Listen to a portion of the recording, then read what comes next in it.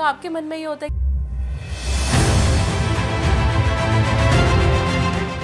नमस्कार दोस्तों, बहुत बहुत स्वागत है आपका खास बात सिमरन के साथ में इस नए पॉडकास्ट सीरीज में। दोस्तों, खास बात से आप जान ही चुके होंगे कि हम यहाँ पे मिलने जा रहे हैं ऐसे खास लोगों से जिनकी ज़िंदगी की खास बातें हमारी आम सी ज़िंदगी को कर देंगी खास। जी हाँ, यहाँ पे हम मिलने जा रहे हैं आज हमारे बहुत ही अमेजिंग गेस्ट हैं। क्या ही कहूँ मैं उनके बारे में, इन्होंने क्या क्या किया हुआ है। और सबसे बड़ी बात यह है कि इतनी सारी चीज़ें सीख चुके हैं बहुत सारी कंट्रीज़ में, अबाउट 25 कंट्रीज़ में ये वर्क कर चुके हैं। अभी currently is working with the royal family of Abu Dhabi. बहुत सारे इनके पास एक्कोलेड्स हैं, बहुत सारे लोगों की ज़िंदगी बदल रहे हैं और बड़े बड़े लोगों के साथ काम कर रहे हैं। इस पॉडकास्ट में खास बहुत सारी ऐसी बातें हमें उनकी ज़िंदगी से इंस्पायर करेंगी। मैं आपका ज़्यादा वक्त नहीं लूँगी अपनी इस बातों से, क्योंकि मैं सीधा आपसे मिलवाने जा रही हूँ डॉक्टर कार्तिक रमेश जी से, जो कि क्योंकि मुझे देख के बोलना पड़ेगा कि he is the CEO of designate of MNSE global and he is the chief transformation and innovation officer of UBM generations. सीधा दुबई से फ्लाई करके आज ये हमारे इस पॉडकास्ट में शामिल हुए हैं। आपका बहुत बहुत स्वागत है। थैंक यू सिमरन जी, मुझे भी बहुत खुशी है आज यहाँ पे आके आपसे मिलके, और यहाँ से बहुत सी मुझे पॉजिटिव वाइब्स जैसे मैं बता रहा था मिल रहा है, क्योंकि आई हैव बीन फॉलोइंग। खास बात में तो कुछ बहुत ही खास है जो मुझे यहाँ पे लेके आ गया दुबई से। देखिए, आप इतनी दूर से अपना सफ़र तय करके आए हैं। यू आर एब्सोल्युटली मतलब कितने बिजी स्केड्यूल आपका रहता है, और आज भी आप बहुत बिजी थे, बट देन आप यू कुड मेक इट। तो सबसे पहले मैं जानना चाहूँगी, इतने इंस्टीट्यूशंस, इतनी सारी डिग्रीज आप ले चुके हो और इतना सारा काम आप कर चुके हो, रॉयल फैमिली के साथ आप काम कर रहे हो, बहुत कुछ है आपकी ज़िंदगी के पीछे। आपकी ज़िंदगी की शुरुआत कैसे हुई और यहाँ तक कैसे पहुँचे? हाँ, तो सबसे पहले मैं भगवान को अपना शुक्रगुजार कहना चाहता हूँ, क्योंकि भगवान की कृपा के बिना कुछ नहीं होता हमारी ज़िंदगी। हमारी जो सांस भी है, मैं बहुत पता है कि एक आध्यात्मिक टोन में बात कर रहा हूँ, but and of the day आज आप क्वांटम फिजिक्स भी देखेंगे तो हम इसी मुकाम पे पहुंच रहे हैं कि एक एब्सोल्यूट रियलिटी, एक एब्सोल्यूट ट्रूथ है जो इस एंटायर यूनिवर्स को ड्राइव कर रही है। और क्वांटम फिजिक्स में एक और चीज़ है कि आज हम कहीं भी हो सकते थे, आप सिमरन जी और मैं, और जो भी आप कहना चाहते हैं, डेस्टिनी और गॉड हैड विल्ड कि आज हमें यहाँ पे मिलना था और इस पॉडकास्ट को करना था। तो ऐसे ही मैंने इस एग्जाम को, उदाहरण को दिया, क्योंकि मेरी ज़िंदगी भी ऐसी है कि आई बिलीव कि एक औरत के कारण ही मैं आज ज़िंदा हूँ, जो मेरी मदर हैं। शी 70 ईयर्स ओल्ड, एक स्कूल टीचर हैं, वेरी प्राउड। मेरे बहुत सारे शोज़ में या टॉक्स में लोग जब मुझे इंट्रोड्यूस करते तो मैं बोलता हूँ प्लीज़ टेल कि मैं एक बहुत ही सीधा साधा एक हम्बल स्कूल टीचर का बेटा हूँ। So if school teacher's son can reach and become part of खास बात, देन खासियत मेरे में ही नहीं है, but it is also in my mother, my mummy, and about her god. So we always believe that from the beginning कि हमें एजुकेशन पे फोकस करना है। मेरे जो गुरु हैं श्री सत्य साई बाबा, भगवान श्री सत्य, वो बोलते थे कि education is not merely for living, but एक लाइफ के लिए है। जो हम सीखते हैं वो ज़िंदगी के लिए है। और मेरी ज़िंदगी में बहुत सारे लोग यही पूछते हैं कि आपने इतने सारे IITs, IIMs, not only IIT IIMs, मैंने ISB, Indian school of business में एग्जीक्यूटिव MBA किया है, रिसेंटली INSEAD का मैंने किया है, IISc बैंगलोर का किया है, MIT USA, Purdue university USA, Georgia tech Atlanta, तो इतने सारे हैं, बिट्स पिलानी। तो इसका क्या मतलब है, आप क्या करना चाहते थे, कैसे आप इस मुकाम पे पहुंच गए कि इतना सारा आपने पढ़ लिया। बट ज़िंदगी ही एक पढ़ाई है, हम हर रोज़ सीखते हैं अपनी ही गलतियों से। तो हर रोज़ जब मैं उठता हूँ तो मैं सोचता हूँ कि इस आप आसमान में देखें, इतने सारे तारे हैं, हम इतना कुछ नहीं जानते इस अंतरिक्ष के बारे में, क्वांटम फिजिक्स के बारे में। तो ये मेरी पढ़ाई एक खोज है, ये अल्टीमेट ट्रूथ की ज़िंदगी की पर्पस क्या है। Is it only to earn money? अभी तो दिस इज़ माई सेकेंड और शायद तीसरा स्टिंट है UAE में। इससे पहले मैं काम कर चुका हूँ एक बहुत ही बड़े बिजनेसमैन जो 4th रिचेस्ट बिलियनर थे, एक बहुत बड़े रियल एस्टेट कंपनी दुबई में। जब मेरी उम्र सिर्फ 35 इयर्स की थी तब मैं ये नौकरी कर चुका हूँ। तो ये मेरा 3rd इनिंग्स है UAE में। पर जब भी मैं ये भी देखता हूँ कि जहाँ पे बहुत सारे धन है, मटेरियल ओपुलेंस है, ज़िंदगी का पर्पस क्या है, राइट? तो ऐसे अगर हम ज़िंदगी को इस लेंस के देखें कि हमारा कंट्रीब्यूशन क्या है सोसाइटी की, हम क्या इसीलिए जी रहे हैं कि हम काम करें, पढ़ाई करें? और जब मैं यंग था मैं भी सोचता था कि हाँ मुझे भी डॉक्टर बनना है, लॉयर बनना है, चार्टर्ड अकाउंटेंट, आईआईटी में पढ़ना है, आईएम में पढ़ना है। अभी मैंने इन सारे इंस्टीट्यूट से ये डिग्री ले लिया, इंक्लूडिंग एक्सएलआरआई जमशेदपुर, जो ओल्डेस्ट बी स्कूल है इंडिया का, एशिया पैसिफिक का। तो एक्सएलआरआई में जब मैं पढ़ रहा था, ऑलमोस्ट मैं कहूँगा 10 साल पहले, तो वो एक जेसुइट इंस्टीट्यूशन है। जो जेसुइट का मतलब ये होता है कि how are you finding the higher purpose of life, जैसे कि जीसस क्राइस्ट के फॉलोअर्स थे। तो वैसे भी मेरा धर्म सनातन धर्म है, हमारा धर्म सनातन सारे रिलीजन्स को एम्ब्रेस करता है, बट सारे रिलीजन्स भी यही फोकस कर रहे हैं कि दुनिया में हम सब क्यों जी रहे हैं, हम समाज के लिए क्या कर रहे हैं। तो इसी तरह मेरी ज़िंदगी चलती रही, और कोविड के टाइम पे आई स्टिल रिमेंबर कि मैं इतना डरा हुआ था कि क्योंकि तब वैक्सीन नहीं आया था। मैं एक स्टैंडर्ड चार्टर्ड बैंक में काम कर रहा था। स्टैंडर्ड चार्टर्ड बैंक के ग्लोबल इनोवेशन प्रोग्राम का मैं एक लीडर था, और घर पे बैठे मेरी मम्मी पूछ रही थी कि तुम क्या करने वाले हो दुनिया के लिए। मैं बोला बहुत डर लग रहा है, किसी भी टाइम हम मर सकते हैं। तो मम्मी बोली कि तुम दुनिया के लिए क्या करने वाले, अपना इतना सारे डिग्रीज है, इतने सारा नॉलेज है, इसको यूज़ करके क्यों ना टेक्नोलॉजी को यूज़ करके तुम कोविड को कॉम्बैट करो। ये समझो कि एक धर्म युद्ध चल रहा है इंसानों और वायरस के बीच। इसी समय मैं सिमरन जी ये भी बताना चाहता हूँ कि यूनाइटेड नेशंस, आईबीएम और सैप मिलकर उन्होंने एक हैकाथॉन क्रिएट किया। हैकाथॉन का मतलब होता है कि बहुत सारे टेक्निकल, नॉन टेक्निकल लोग आ जाते हैं और एक प्रॉब्लम को सॉल्व करने की कोशिश करते हैं। तो अप्रैल से जून तक 2020 में जब कोविड की पीक आ रही थी, तब दुनिया में बहुत सारे ऐसे इवेंट्स चलने लगे। जैसे हमारे honourable prime minister Modi ji ने यहाँ पे समाधान करके एक हैकाथॉन भी लॉन्च किया, 2 वर्जन्स लॉन्च किए। तो इसमें मेरा एक वर्ल्ड रिकॉर्ड भी बन गया। डर से लेके, डरपोक से लेके मैं एक मतलब ऑलमोस्ट आई कैन से एक सॉल्यूशन लीडर बन गया कि दुनिया को कैसे हम सॉल्यूशन दें अपने ही ज्ञान से, विज्ञान से, अपने ही नॉलेज से, कि हम मेडिकल फील्ड को कैसे इम्प्रूव करें। तो इसमें मेरा एक India book of records, almost Guinness book of records set हुआ है कि the only Indian who solved Covid related problem using technology, mentoring more than 10,000 लोगों को, स्टूडेंट्स को, across countries, across Europe, across Canada, USA में silicon valley में मुतवाली Jadeja foundation run hackathon. यहाँ पे ऐसे में प्रधानमंत्री जी का एक चल रहा था। तो the only Indian who used technology to combat COVID को कैसे टेक्नोलॉजी के साथ हम सॉल्व करें दुनिया की समस्याओं को।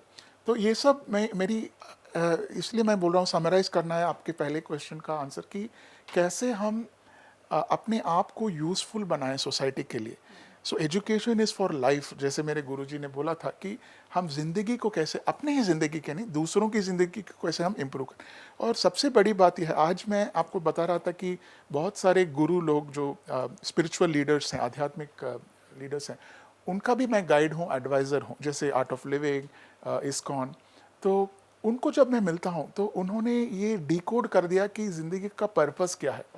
अगर मैं सोचता हूँ कि मैं उनको एडवाइस कर रहा हूँ, मैं उनको, तो ये मेरी गलतफहमी होगी। पर उनके साथ मूव होके ये सब डिग्रीज करके मुझे यही पता चला है कि मुझे कुछ भी नहीं पता। और इसके साथ हम दूसरे क्वेश्चन में जा सकते हैं कि 98% क्वांटम फिजिक्स और फिजिक्स में ये लिखा है कि अंतरिक्ष में जो हम देखते हैं, सितारे जो देखते हैं रात की आसमान में, तो 98% डार्क मैटर है। मतलब हम जानते नहीं कि क्या है यूनिवर्स में। जो भी बिजली जैसे हम देखते हैं तारे, दैट इज ओनली 2%। तो इतना अज्ञान है हमारे अंदर और अंतरिक्ष में, दुनिया में, जो हमें खोजना चाहिए और हमें पता चलना चाहिए क्या है सच। तो इस सच्चाई की सर्च चल रही है मेरी। तो यहाँ पे मैंने देखा आपके जीवन का एक्सपीरियंस तो बहुत ज़्यादा, आपने कहाँ का क्या कुछ नहीं किया, देशों में आप घूमे हो, लेकिन आपका लाइफ पर्पस मैं जान पा रही हूँ कि सोसाइटी, और आपकी जो प्रेरणा है वो आपकी माता जी रहे, और आपके लिए जीवन में मैं देख पा रही हूँ कि विमेन ने एक बहुत ही बड़ा रोल प्ले किया है।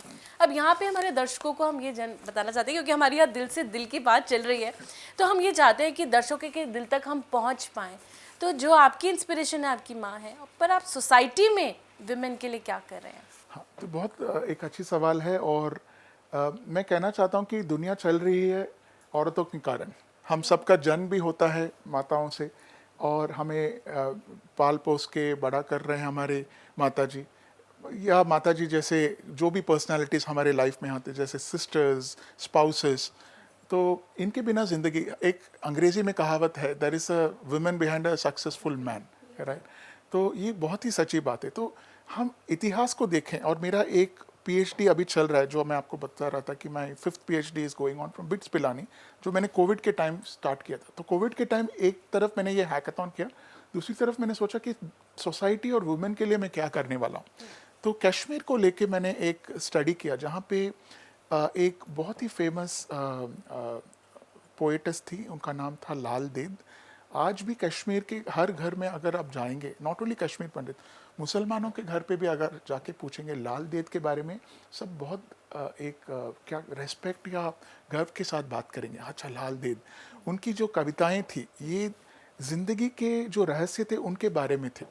तो मुझे एक प्रेरणा मिली उनसे। मैं मानता हूँ कि लाल देद ने खुद आके मुझे ये एक विजन दिया, एक आइडिया दिया मेडिटेशन में, कि आप मेरे ऊपर रिसर्च करो।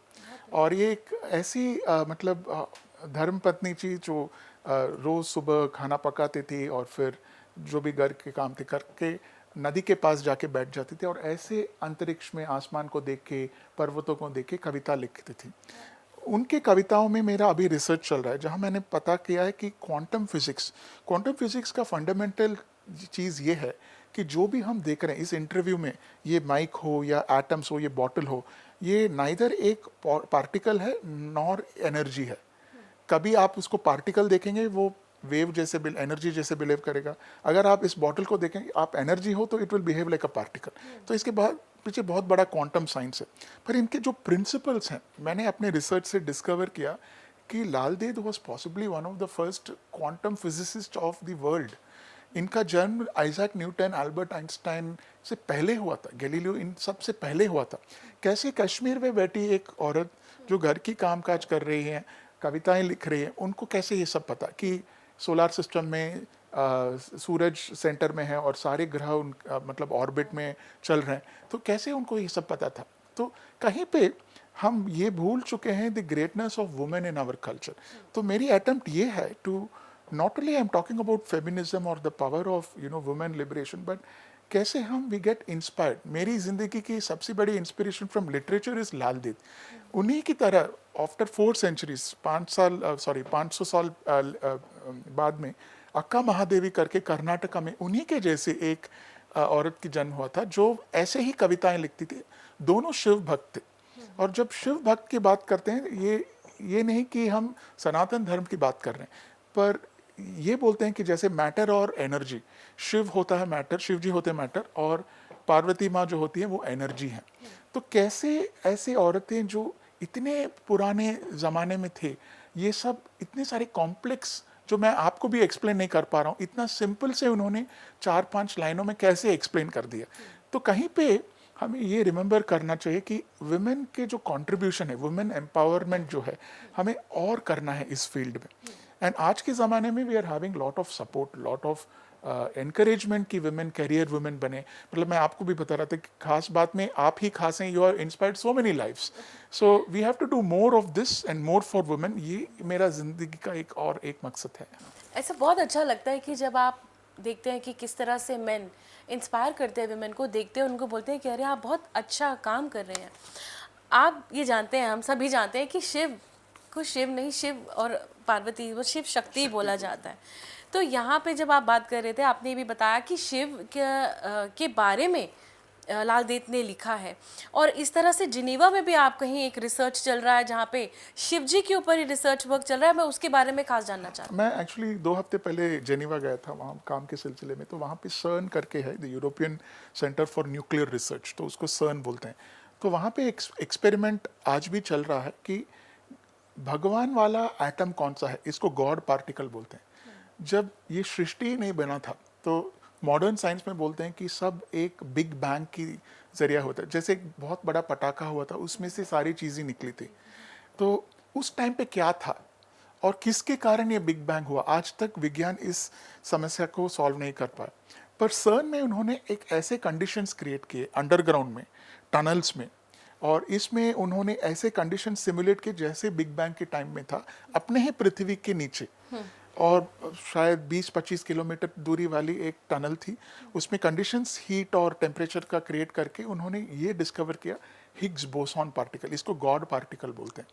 जब साइंटिस्ट ने ये डिस्कवर किया तो वहाँ के जो इंडियन साइंटिस्ट थे और इंडियन एम्बेसी से उन्होंने सर्न को नटराज की स्टैचू को गिफ्ट किया, क्योंकि जब हम नटराज जी की स्टैचू को देखते हैं वहाँ पे कॉस्मिक डांस हो रहा है। और आज क्वांटम फिजिक्स में और पार्टिकल फिजिक्स में भी, मॉडर्न फिजिक्स जो बोलते हैं, उसमें भी आप देखेंगे तो सब एटॉमिक लेवल पे जैसे कोई नाच रहा है ऐसे ही लग रहा है। जैसे आप बोले शिव शक्ति की नाच चल रही है, एनर्जी जैसे मूव कर रहा है, ऐसे लग रहा है कि दो लोग नाच रहे हैं। तो ये सिंबॉलिक है कि वहाँ सर्न में इंडियंस ने गिफ्ट किया और यूरोपियंस ने रखा है आज भी, और वो रेस्ट्रिक्टेड एरिया है। बहुत बड़ी शायद 6-7 फीट की एक मूर्ति है, नटराज की मूर्ति है, और वो शिव तांडव कर रहे हैं। और इस शिव तांडव का सिंबॉलिज्म ये है कि यही है द डांस ऑफ क्रिएशन। और ये इंडिया में भी नहीं हम देखते, शायद हमारे रूम कमरों में होता है, ऑफिसों में होता है, पर एक बिल्डिंग के सामने एकदम एंट्रेंस में एक विदेश देश में हम रख रहे हैं नटराज जी की मूर्ति, ये बहुत बड़ी बात है। हाँ। बिल्कुल। अब मैं ये जानती हूँ कि जिस तरह से आप दुनिया घूम रहे हैं और बहुत सारा काम कर रहे हैं, लेकिन यहाँ पे आप एक ऐसा दिल कैरी करते हैं जो लोगों के का दिल ठीक करने के लिए काम कर रहा है। You are a very humble person, और आप यहाँ पे रॉयल फैमिली के साथ काम कर रहे हैं और काफ़ी उनको सर्व तो कर रहे हैं, लेकिन आप इंडिया के लिए जब भी आप अपने देश में आते हैं तो आपके मन में ये होता है कि मैं अपने देश के लिए क्या करूँ। That is your main purpose. मैं ये जानती हूँ कि आप सत्य साई मिशन के साथ बहुत क्लोजली वर्क कर रहे हो और एक बहुत ही बड़ा मुहिम है जिसमें आप वर्क कर रहे हैं। मैं प्लीज़ उसके बारे में जानना चाहती हूँ। तो मैंने आपको बताया था कि मेरे गुरु और मेरे भगवान श्री सत्य साई बाबा, मैंने पहले MBA जो मेरे 10+ MBAs हैं उसमें पहला MBA मैंने फुल टाइम पुट्टपर्ती में किया था, सत्य साई यूनिवर्सिटी में किया था।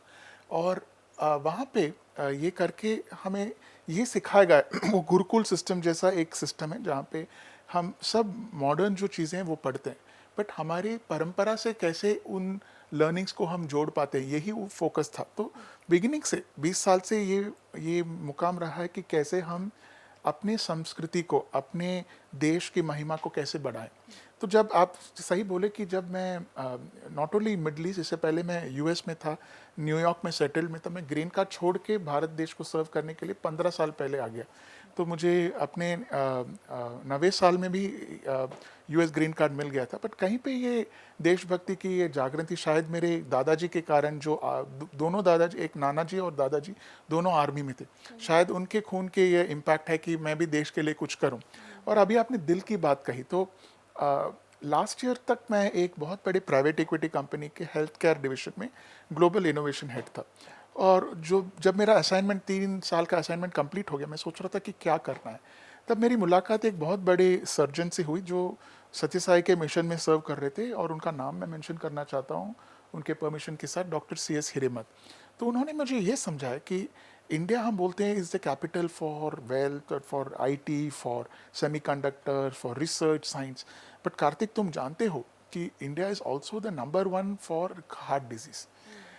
मैं ये बताना नहीं चाहता अपने व्यूअर्स को और आप सबको, इस रूम में हम जो भी हैं और व्यूअर्स जो भी देख रहे हैं, हमारी probability of getting heart attack is more than any other country. तो आज प्रॉब्लम क्या है, दिल की बीमारियां बढ़ रही हैं, डॉक्टरें कम हैं। क्यों, आप पूछेंगे। एक डॉक्टर बनना भी आसान नहीं है, आपको 5 साल MBBS करना है नीट एग्जाम के बाद। उसके बाद कार्डियक सर्जन बनने के लिए आपको 10 या 12 साल पढ़ना है, पढ़ के असिस्ट करना है, फिर 15 साल के बाद आप सर्जरी कर सकते हो। अगर आप ऐसे सोचेंगे कि भगवान ना करे कि हमें किसी को अभी कुछ कार्डियक अरेस्ट आ जाए इस ऑफिस में या हार्ट अटैक, हम ये भी नहीं जानते कि कैसे उसको रिकवर करें, ट्रेनिंग अवेयरनेस नहीं है। और अगर आप अस्पताल में ले जाएंगे, ये नहीं कह रहा हूँ कि इंडियन हॉस्पिटल्स में अच्छे डॉक्टर्स नहीं हैं, बट लोग कार्डियक सर्जरी उतना नहीं प्रेफर कर रहे हैं जितना पहले करते थे, क्योंकि इसके लिए बहुत एफर्ट डालना पड़ता है। और एक सर्जरी ऑलमोस्ट 5 से 11 घंटे तक ले सकते हैं कॉम्प्लेक्सिटी को लेकर। तो इन प्रॉब्लम को सुन के मुझे लगा कि मुझे इस फील्ड में 1 साल के लिए ब्रेक लेना है। तो डॉक्टर हिरेमत का एक विजन था और उन्होंने मुझे Indian association of cardiothoracic surgeons, तो इंडिया की सबसे पुरानी एसोसिएशन है, मेडिकल एसोसिएशन, ऑलमोस्ट उनका 70 ईयर्स बीत चुका है। और यहाँ पे सब बहुत बड़े सर्जन्स हैं, जैसे doctor Devi Shetty, doctor K M Cherian, doctor Bashi, doctor Prasanna Simha. So इनके मेंटरशिप के नीचे मुझे वहाँ पे सीईओ डेजिग्नेट करके लिया गया था। और हमारा एक स्पेशल प्रोजेक्ट था जो हम क्रिएट करना चाहते थे, हार्ट ट्रांसप्लांट बैंक। मतलब अगर कल मैं मर जाऊं, अपने दिल में हमारे पास वॉल्व्स हैं, हार्ट वॉल्व्स, इसी वॉल्व्स में से खून निकलती हैं और ये प्रोसेस ऑक्सीजनेट होके, प्यूरिफाई होके बाकी सारे बॉडीज के जो पार्ट हैं वहाँ पे जाते हैं। जब हार्ट की कोई भी बीमारी आती है, जैसे आजकल बच्चे ऐसे पैदा होते हैं कि वॉल्व ठीक से डेवलप नहीं है, तो उनको वॉल्व की ज़रूरत है। और जैसे उम्र बढ़ता है, जैसे 50 साल के बाद, 60 ईयर्स के बाद, तो दिल की बीमारियां शुरू हो जाती है बिकॉज ऑफ बैड हैबिट्स, और हम ज़्यादातर बैठते रहते हैं, खाना ठीक से नहीं खाते, एक्सरसाइज नहीं करते, तो ये ब्लॉकेजेस आ जाती हैं। अगर हमें इन इंसानों की ज़िंदगी को बढ़ाना है तो हमें अच्छे ह्यूमन वॉल्व्स की ज़रूरत है, और इस ह्यूमन वॉल्व को हम होमोग्राफ्ट हार्ट वॉल्व बोलते हैं। तो लास्ट ईयर जब मैं IACTS का CEO डेजिग्नेट था हार्ट वॉल्व बैंक के लिए, डॉक्टर हिरेमत और ऐसे लाइक माइंडेड डॉक्टर्स के साथ हमारी कोशिश ये थी कि ये प्रोजेक्ट हम ऊपर ले जाएं। और फिर भगवान श्री सत्य साई बाबा की कृपा से हमें एक और स्पिरिचुअल लीडर जो मेरे सीनियर हैं और बहुत ही बड़े humanitarian spiritual leader Shri Madhusudan Sai ji हैं, उनका अभी इंडिया में almost 10 free cardiac care hospitals चल रहे हैं। तो उन्होंने जब हमारी ये विजन सुनी, उन्होंने बोला कि आप यहाँ पे शुरू करो, ये हार्ट वॉल्व बैंक यहाँ पे स्टार्ट करो। फिलहाल अभी यहाँ पे उनका वर्ल्ड का first free medical college honourable प्रधानमंत्री जी ने लास्ट ईयर मार्च में लॉन्च किया था, जहाँ पे 50 सीट नीट एग्जाम के जरिए जो भी पास करता है उनको फ्री मेडिकल एजुकेशन। आप जानते करोड़ों का एजुकेशन कॉस्ट है MBBS, श्री मधुसूदन साहब ये फ्री में दे रहे हैं। इसके अलावा 12 अस्पताल हैं हार्ट के रिलेटेड और बच्चों की हार्ट बीमारी के लिए। अभी जनवरी 1 उन्होंने हमारे साथ, हमने इनको प्रपोजल दिया था कि सदगुरु हमें ये भी स्टार्ट करना है हार्ट वॉल्व में, तो उन्होंने इस प्रोजेक्ट को उनके organisation Shri Madhusudan Sai of institute medical science research में लिया है। और ये प्रोजेक्ट बहुत ही अच्छा चल रहा है, जहाँ हम उनके विजन और लीडरशिप के अंदर ये एक ऐसा हार्ट बैंक क्रिएट करना चाहते हैं जहाँ पे दुनिया में या इंडिया में शुरुआत में किसी को भी अगर ऐसी हार्ट की प्रॉब्लम हो, और अगर हार्ट डोनर्स ने उस बैंक में अपना हार्ट डोनेट किया, हार्ट के वॉल्व को डोनेट किया, उसको हम एक फ्रिज में जैसे हम पुराना खाना मतलब स्टोर करते हैं, जैसे हार्ट के वॉल्व्स को -190 degree centigrade liquid nitrogen freezes मिलते हैं, क्रायोजेनिक यूनिट्स बोलते हैं, तो इसमें स्टोर करके जिसको भी इसकी ज़रूरत है दुनिया भर में हम उसको फ्री में देना चाहते हैं। और मैं आपको ये भी बताना चाहता हूँ कि सिमरन जी, 10 दिन पहले मैंने ये प्रपोजल मधुसूदन साई जी के आदेश से UAE गवर्नमेंट के साथ डिस्कस किया, और वहाँ पे भी बहुत सपोर्ट है। अगर UAE जैसे डेवलप्ड कंट्री में भी देखें, आज ऐसा होमोग्राफ्ट हार्ट वॉल्व बैंक नहीं है। US में है क्रायोलाइफ करके, इंडिया में 7 सच बैंक्स हैं पर सभी पेड हैं। और मैं आपको अंदाज़ा देता हूँ, अगर आप ऑस्ट्रेलिया से एक ऐसा ह्यूमन वॉल्व लेके आना चाहते हैं, उसकी कॉस्ट है 4 लाख, US में 6 लाख, दुनिया भर में एवरेज कॉस्ट 3 से 6 लाख तक है। हम इसको फ्री में देना चाहते हैं। और इस हार्ट वॉल्व बैंक में हम बैंगलोर बायो इनोवेशन के साथ और बहुत सारे ऐसे IISc IITs के साथ कोलैबोरेट करके रिसर्च भी करना चाहते हैं। हमारी कोशिश ये है कि जैसे एक डिजीज़ है जो आपको मैं बताना चाहता हूँ, जो थ्रोट इन्फेक्शन के साथ शुरू होती है, और ये रूमेटिक डिजीज़ बोलते हैं। ये थ्रोट इन्फेक्शन से शुरू होके वायरस पूरी बॉडी में स्प्रेड करके हार्ट को खा जाती है, एक वायरस। ये उतना प्रेवलेंट नहीं है भगवान की कृपा से, बट इसके लिए हमारे पास वैक्सीन नहीं है। तो कार्डियक सर्जरी में मैंने देखा कि इतने सारे समस्याएं हैं पर समाधान नहीं है कि कैसे उसको हम एड्रेस करें, कैसे उसको सॉल्व करें। तो ये मेरी एक प्रेरणा बन गई, जो भी मुझे फ्री टाइम मिलता है IACTS के साथ, लाइक लास्ट 1 साल में मैंने ऑलमोस्ट 10,000 कार्डियक सर्जन्स को ट्रेन भी किया है कि वो AI आर्टिफिशियल इंटेलिजेंस को कैसे यूज़ करें सर्जरी में, सर्जरी से पहले, सर्जरी के बाद। क्यों AI यूज़ करें कार्डियक सर्जरी में? क्योंकि कभी भी ऐसा हो सकता है कि कोई मरीज़ हमारे पास आता है, ये नहीं कि हर मरीज़ को हम ओपन हार्ट सर्जरी करें या स्टेंट डालें। हम जो डेटा मिलता है हमें पेशेंट्स की ट्रीटमेंट के बाद, इसको अगर हम AI के साथ एनालाइज करें, हम ये प्रेडिक्ट कर सकते हैं कि इस पेशेंट के साथ सर्जरी करने के बाद उसकी लाइफ बेटर रहेगी या बेटर नहीं रहेगी। ऑलमोस्ट 80% तक या 90% तक भी हम एक्यूरेसी के साथ बोल सकते हैं आर्टिफिशियल इंटेलिजेंस के साथ कि इसकी ज़िंदगी कैसे रहेगी आफ्टर सर्जरी, सर्जरी से पहले और सर्जरी के अंदर भी। जैसे मैं बोला 8 से 10 घंटे सर्जन्स खड़े हैं और ऑपरेशन कर रहे हैं। जब हम ऑपरेशन कर रहे हैं, जैसे यहाँ पे इतनी सारी चीज़ें हैं टेबल पे, वो बोलते हैं अपने नर्सेस के ये मुझे इंस्ट्रूमेंट दो, वो इंस्ट्रूमेंट दो। तो कौन से इंस्ट्रूमेंट्स कैसे प्लेस कर सकते हैं ये भी एआई डिसाइड कर सकता है। तो एआई का एप्लीकेशंस भी बहुत कम स्टडी किया है लोगों ने, डॉक्टर्स को पता भी नहीं कि एआई को कैसे फुल्ली यूज़ करें। तो ये मेरी एक प्रेरणा बन गई और ये भगवान श्री सत्य साई बाबा और मधुसूदन साई जैसे स्पिरिचुअल लीडर्स के प्रेरणा से और ब्लेसिंग से मैं कोशिश कर रहा हूँ कि मेरा हर फ्री टाइम इसी प्रोजेक्ट में जाए। और जैसे आपको मैं बता रहा था कि ये प्रोजेक्ट, ये सब बहुत बड़े क्रिकेटर्स जैसे सुनील गावस्कर जी, ये इनके फाउंडेशन से, उनके सपोर्ट से बहुत सारी अच्छी कामें ऑलरेडी चल रही हैं। तो इसका मैं तो यही बोलूँगा कि मैं एक छोटा सा कीड़ा हूँ, मैं उतना बड़ा कुछ नहीं कर रहा हूँ। जैसे रामायण में राम सेतु में वो स्क्विरल ने किया था, उतना भी मैं नहीं कर रहा हूँ। जो मैं जानता हूँ मैं उसको अप्लाई करने की कोशिश कर रहा हूँ। पर ये प्रोजेक्ट बहुत ज़बरदस्त इससे चल रही है। दुनिया भर में हमें सारे गवर्नमेंट से ये फीडबैक मिल रहा है कि ये बहुत इंपॉर्टेंट है, क्योंकि ऑर्गन डोनेशन आज इंडिया में उतना कॉमन नहीं है। Organ transplant, I am sorry to say, almost एक बिजनेस बन गया। हमें दिल्ली में बैठे हैं, दिल्ली में नोटो करके है, बट बहुत सारे प्राइवेट हॉस्पिटल्स हैं। बहुत सारे विदेश से लोग इंडिया आते हैं मेडिकल टूरिज्म के जरिए कि यहाँ पे इंडियंस के ऑर्गन्स जो एक्सीडेंट में मर जाते हैं या देहांत हो जाता है, उनके ऑर्गन्स को कैसे हम विदेश वाले लोगों को दो। बिजनेस बन गया। तो हम इस बिजनेस को भी डिसरप्ट करना चाहते हैं, क्योंकि एंड ऑफ द डे इंसानों की जिंदगी अगर ठीक नहीं बनती, ये समाज सेवा नहीं है। तो मेरा इंटेंशन ये नहीं है कि ये सब मैं कमर्शलाइज करूं, ये सब मैं फ्री में अपने फ्री टाइम में समाज की सेवा के लिए करना चाहता हूँ।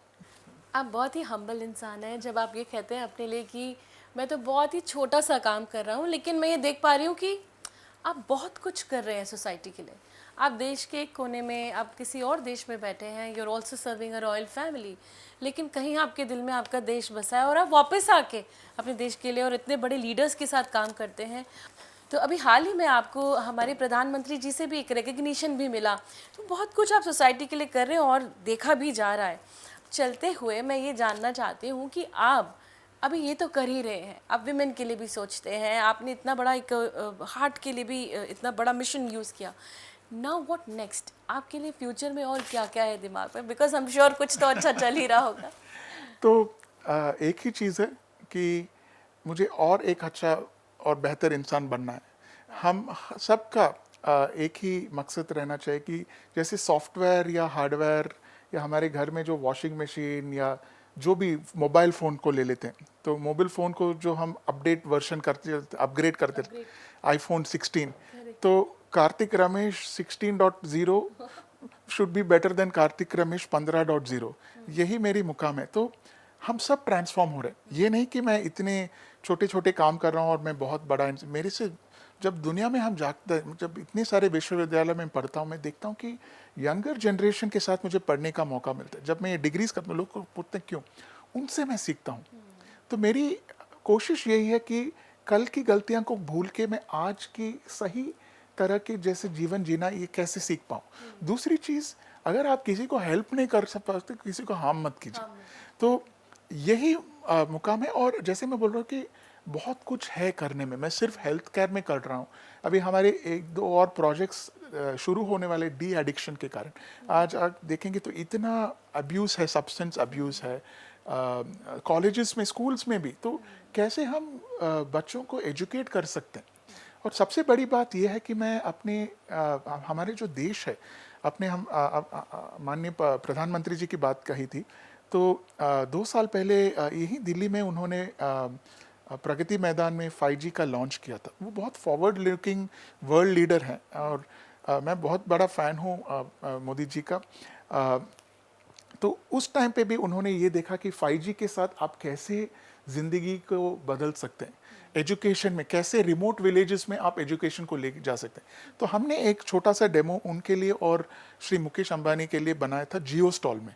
तो हमने ये डेमो भी दिया था, जो मुकेश अंबानी ने आए थे प्रधानमंत्री जी के साथ और उन्होंने इनॉग्रेट किया कि कैसे फॉर एग्जांपल 5G को लेके होलोग्राम टेक्नोलॉजी यूज़ करते हैं। होलोग्राम में ऐसा है कि हम और आप यहाँ पे बैठे हैं, पर हमारा इमेज जैसे वीडियो में जा रहा है, ऐसे 3D इमेज कहीं और पे जा सकता है। इसको लेके हम कैसे 3D मॉडलिंग को लेके, 3D इमेजेस को लेके कैसे लोगों को पढ़ा सकते हो, इतना कुछ कर सकते हैं एक टेक्नोलॉजी 5G के साथ। तो मेरी ज़िंदगी के मकसद ये है कि ये 5G, it is not about ये 5G से आप देखें किसी की ज़िंदगी, एक तो है ग्रेटनेस, तो it is not important to become कि आप और ग्रेट बनो और अवार्ड। मेरे तो ऑलरेडी मैंने आपको बताया 150 के ऊपर अवार्ड्स मिल गए, ये नहीं कि मुझे 200 अवार्ड्स मिले, ये ग्रेटनेस मेरा फोकस नहीं। सो डोंट बी, आप जैसा आप बोल रहे थे, greatness is not as important as being humble. जो सेकेंड जी इज़ गुडनेस। तो हम कैसे गुड, मतलब गुड का मतलब क्या है, कैसे किसी के लिए कुछ अच्छा कर सकते हैं, और ये कुछ भी हो सकता है, घर में हमारे काम करने वाले जो भी है उनके लिए। Third thing is godliness. Godliness का मतलब ये नहीं कि रिलीजन की बात, सनातन धर्म में सारे धर्म एक ही जैसे देखते हैं, तो ये यूनिटी देखना, ये मेरा थर्ड जी है। And the fourth G is growth.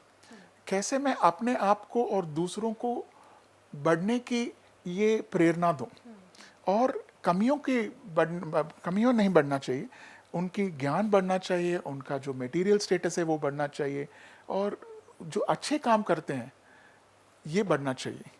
तो ये जीज जो हैं, यही मेरा फोकस है। और the fifth G is end of the day, it is all life, G for जीवन। सो इट इज जी की we have to live a life, we are in a very short life. अगर आप देखोगे कि from a scientific aspect also, इतने बड़े अंतरिक्ष में, इतने छोटे प्लैनेट में, इतने छोटे देश में, इतने छोटे शहर में हम कुछ भी नहीं हैं। तो जीवन इतनी बड़ी है, और आज हम यहाँ पे बैठे हैं, कल परसों अगले साल का पता नहीं, पर कैसे हम जीवन, सबके जीवन को सरल बनाएं, सबके जीवन को इतना सहमत बनाएं कि सब लोग मिल के ह्यूमैनिटी को बेनिफिट कर सकें। यही मेरा 5G फॉर्मूला है मेरे फ्यूचर के लिए। वाह, एक 5G है जो हमारी ज़िंदगी चला रहा है वैसे, और एक 5G, और इतना इम्पोर्टेंट 5G जिस पे आप अपनी ज़िंदगी के वैल्यू सिस्टम रखते हैं। बहुत कुछ सीखने को मिला आज की इस खास बात में। आपके साथ हमने बहुत सारी ऐसी बातें जानी, और ये देखा कि कैसे एक व्यक्ति कहीं भी देश के कोने में, कहीं भी दूर वर्ल्ड में कहीं भी बैठा हो, लेकिन अगर देश के साथ कुछ करने का जज्बा हो तो आप कहीं भी बैठ के कर सकते हैं। ये तो हमारा सौभाग्य है कि आप आज हमारे इस मंच पे आए, खास बात में इस अपनी इतनी अच्छी बातें शेयर करी, और आई एम श्योर कि काफ़ी हमारे व्यूअर्स इंस्पायर हुए होंगे। और 30 मिनट्स या इस पॉडकास्ट में जस्टिस नहीं है। जैसे आप एक व्यक्ति हैं, जैसे आप एक खास इंसान है, आपके बारे में जानना, तो मुझे लगता है कि बहुत सारे घंटे लगेंगे आपको जानने के लिए। तो वो 6th जी है, जी फॉर घंटा, मोर घंटा। बट मैं बहुत शुक्रगुजार हूँ सिमरन जी, आपके चैनल और यूट्यूब को मैं फॉलो करता हूँ, एबीपी चैनल को फॉलो करता हूँ, और आप एक बहुत बड़ी समाज सेवा आप खुद इस चैनल से कर रहे हैं। जो सारे क्रू हैं, इतने सारे लोग साइलेंटली काम कर रहे हैं कैमरा के पीछे, मैं सबके शुक्रगुजार हूँ कि ये करते रहें, और लोगों के जीवन को आप बदलते रहें, प्रेरित करते रहें, और सब सुख रहें। जैसे हम अपने ऋग्वेद में बोलते, समस्त लोका सुखिनो भवन्तु, सर्वे भवन्तु सुखिनः। तो यही मेरा मकसद है, और मेरी शुभकामनाएं कि आप और अच्छे, मेरे से बेहतर बहुत सारे लोग हैं, ये सब इस चैनल पे आए, इस यूट्यूब पे आए, और उनकी खास बातें मुझे सुनने का मौका मिले, यही मेरी भी प्रार्थना होगी। Thank you. Thank you so very much from the bottom of my heart. Thank you, thank you. तो व्यूअर्स, आपने आज देखा कि कितनी अमेजिंग पर्सनालिटी से, जैसे मैंने शुरुआत में ही कहा कि कितनी इनमें कितनी सारी ऐसी बातें थी। अभी ऐसा लगता है कि बात करती जाओ और इस एपिसोड को ख़त्म ना करूं, पर वक्त मुझे ये बता रहा है कि पॉडकास्ट को ख़त्म करने का समय आ गया है। लेकिन मैं वादा करती हूँ कि मुझे अगर मौका मिलेगा तो मैं सर को फिर से लेके आऊँगी अपनी इस पॉडकास्ट सीरीज़ में। और हाँ, ऐसे बहुत सारे इंस्पायरिंग लोग हैं दुनिया में जो अपने देश के लिए कुछ करना चाहते हैं। अगर आप में भी वो जज्बा है तो किस बात का इंतज़ार। आइए, खास बात सिमरन के साथ में अपने इस जज्बे को जारी रखिए, और देश के लिए कुछ करने के लिए पूरे देशवासियों को बता दीजिए। तब तक के लिए जय हिंद।